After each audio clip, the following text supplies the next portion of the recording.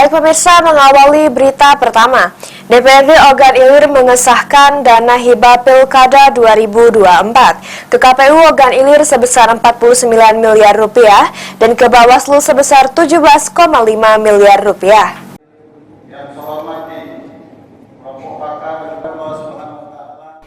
Inilah penandatanganan kesepakatan DPRD Ogan Ilir yang diketuai Soeharto dan Ahmad Syafi'i untuk dana hibah Pilkada tahun 2024 bersama-sama pemerintah Kabupaten Ogan Ilir yang ditandatangani Bupati Ogan Ilir Pancawijaya Akbar. Dana hibah Pilkada di KPU Ogan Ilir ini sebesar 49 miliar rupiah dan untuk dana hibah ke Bawaslu sebesar 17,8 miliar rupiah. Wakil Ketua DPRD Ogan Ilir Ahmad Syafi'i mengatakan, dana hibah KPU dan Bawaslu telah sesuai dengan petunjuk pemerintah pusat yang diminta dianggarkan di Anggaran Perubahan 2023 dan Anggaran Induk tahun 2024. Hal yang sama juga berlaku dengan dana hibah Bawaslu Ogan Ilir sebesar 17,8 miliar yang dianggarkan di Anggaran Perubahan 2023 dan sisanya akan terpenuh di Anggaran Induk 2024.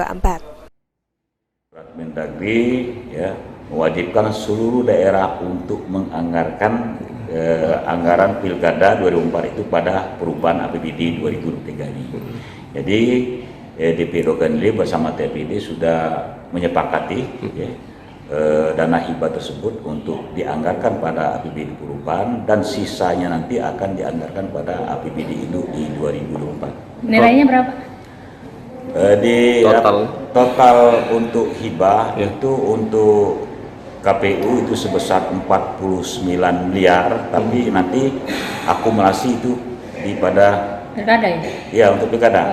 Jadi 49 miliar ini ada dianggarkan pada 2003 dan sisa nanti akan dianggarkan pada 2024. Untuk Bawaslu dianggarkan 17,8 miliar, dianggarkan juga di perubahan, sisanya nanti akan terpenuhi pada APBD Induk 2024. Ahmad Romawi, PAL TV.